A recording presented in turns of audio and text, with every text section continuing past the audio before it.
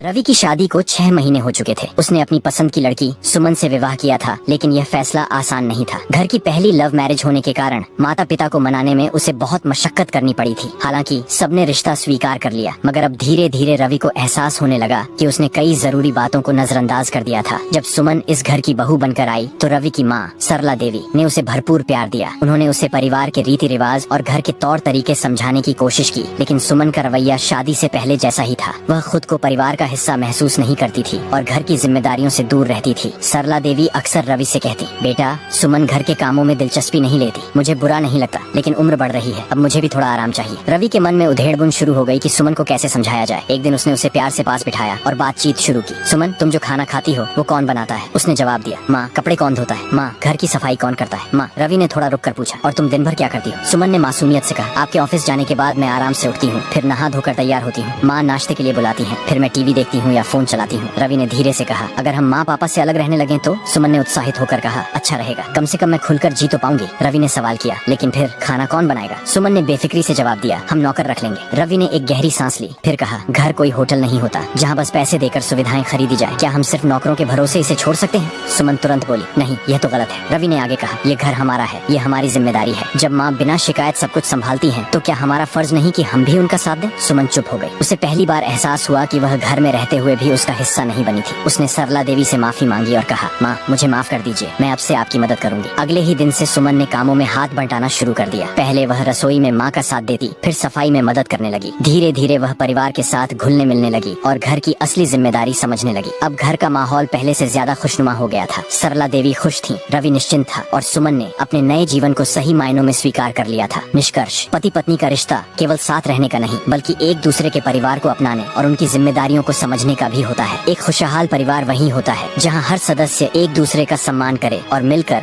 जिम्मेदारियां निभाए। घर केवल ईंट पत्थरों से नहीं, बल्कि आपसी सहयोग और समझदारी से बनता है।